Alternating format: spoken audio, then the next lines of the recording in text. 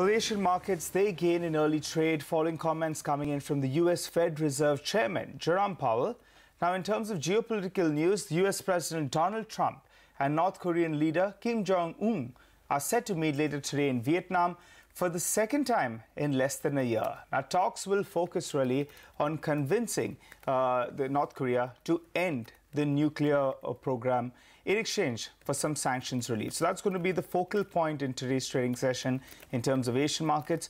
For the time being, the Nikkei is sitting with a gain of more than 0.5%. The dollar-yen holding at around that 110.5 odd.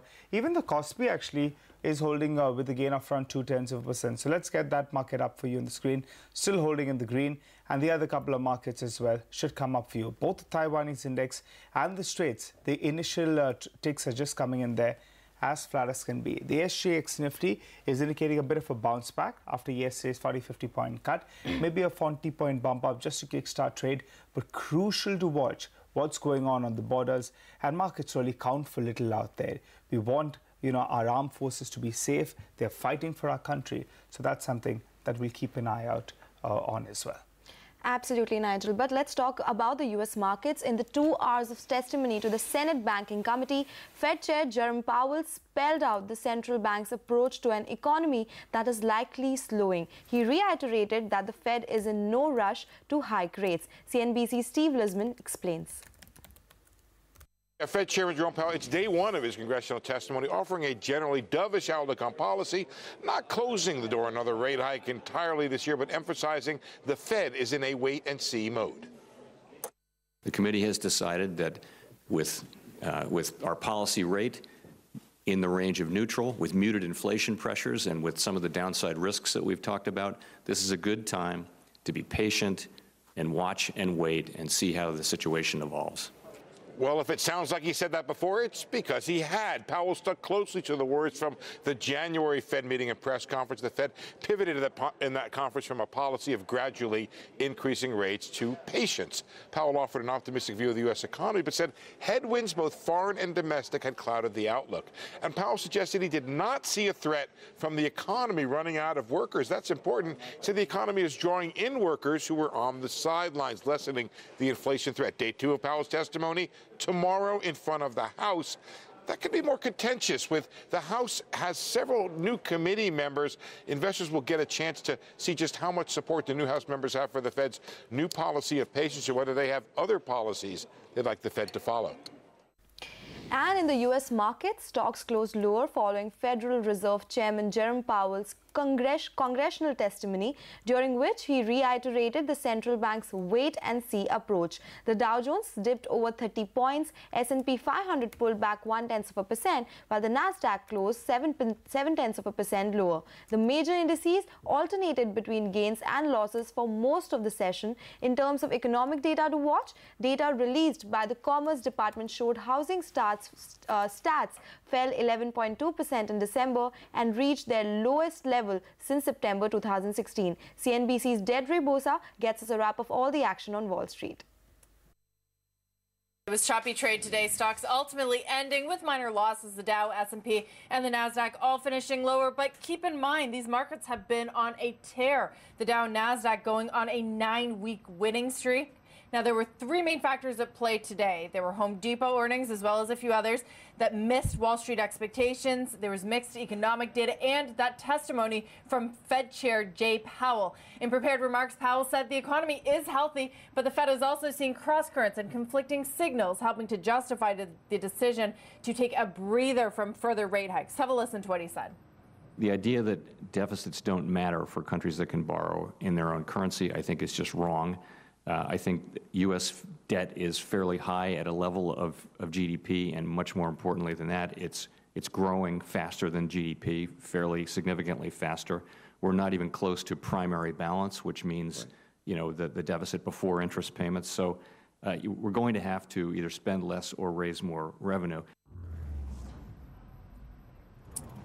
Now, in terms of individual stocks, I mentioned Home Depot's miss. They were followed by weaker than expected housing starts data and home prices in December that rose at their slowest pace since August of 2015. There was also Tesla slipping again with the SEC over recent tweets. There was GM, Smucker, and AutoZone gained about 5% each after their earnings beat forecasts.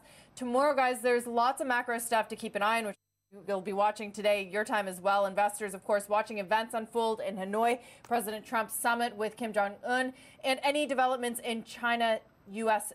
trade. Plenty more earnings, too, that we're going to be watching. Among the names reporting, there's Best Buy, Campbell's Soup, and Lowe's, which will be interesting after Home Depot today.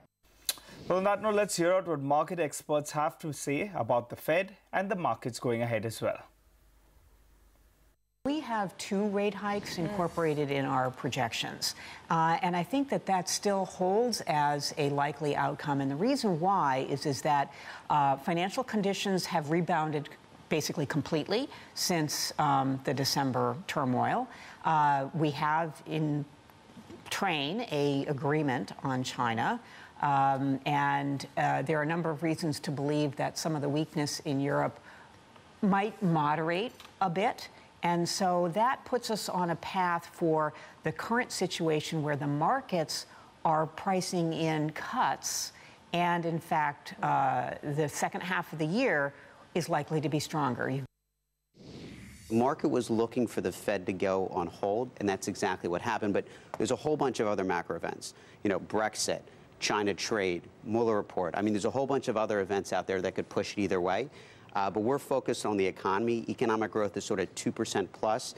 That's actually good for my stocks. Remember, there's $2.1 trillion of dry powder sitting on the sidelines with private equity. I mean, does that stop the market in January and put a floor? Maybe. When that's there, you got a backstop on the market. Also, if you look at my retail brokers and you follow the cash balances of what retail's doing, there's a correlation there also with the economy. But cash balances are really low, and what that means is there's not a lot of cash left to come out of the sidelines and help the market on the retail side. Well, turning attention to the European markets, they end mixed, with the UK index, in fact, underperforming the major indices, while the DAX, that was a relative outperformer in yesterday's trade. Now, Brexit remains in focus. Prime Minister Theresa May confirmed that lawmakers will be able to vote on her deal a second time by March 12th. Now, if that fails, Parliament will vote on ruling out a no deal by March 13th. So that's going to be the crucial factor for the next 10-15 days or so. On that note, though, let's hear out what Theresa May had to say. The House should be clear that a short extension, not beyond the end of June, would almost certainly have to be a one-off. If we had not taken part in the European Parliament elections, it would be extremely difficult to extend again. So it would create a much sharper cliff edge in a few months' time. An extension cannot take no deal off the table.